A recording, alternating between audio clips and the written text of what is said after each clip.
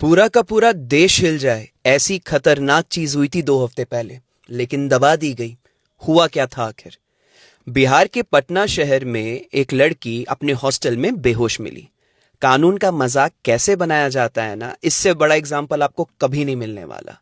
तो उस लड़की को हॉस्पिटल ले जाया गया। कुछ टाइम के बाद वो लड़की की डेथ हो गई। अब आती है कमाल की बात। पुलिस ने अपनी रिपोर्ट में लिखा कि लड़की ने बहुत ज्यादा नशा कर लिया था, इस वजह से इसकी मृत्यु हुई।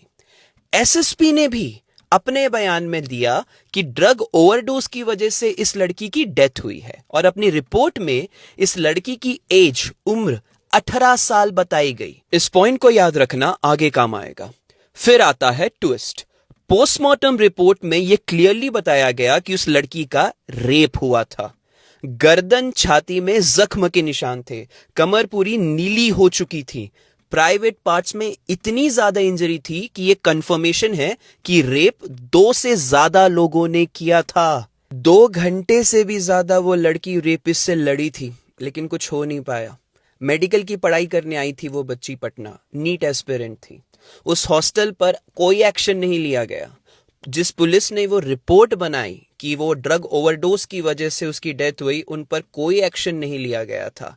और सबसे कमाल की बात, एज 18 बताई गई थी, ताकि अगर कोई पकड़ा भी जाता है तो उस पर पॉक्सो एक्ट ना लगे। कमाल की बात, किसी भी मेन स्ट्रीम मीडिया ने इसे हाईलाइट नहीं किया, और शायद करेगा भी नहीं जब तक इस पर कोई पॉलिटिकल, रिलीजन या कास्ट का एंगल नहीं आ जाता। इस देश में लड़कियों को लक्ष्मी माना जाता है। क्या मतलब इतनी सारी योजनाओं का? लाडली बेटी, बेटी बचाओ बेटी पढ़ाओ।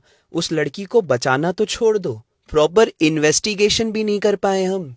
अरे इस देश में आधे से ज्यादा लोगों को ये तक नहीं पता होगा कि बेटी बचाओ बेटी पढ़ाओ केवल और केवल जागरूकता का योजना है। बेटी बचाओ बेटी पढ़ाओ में कुछ एक्शन नहीं लिया जाता है। अथॉरिटीज ने तो सुसाइड डिक्लेयर कर दिया था, वो तो पोस्टमार्टम रिपोर्ट के बाद एक्शन लेना चालू किया गया है।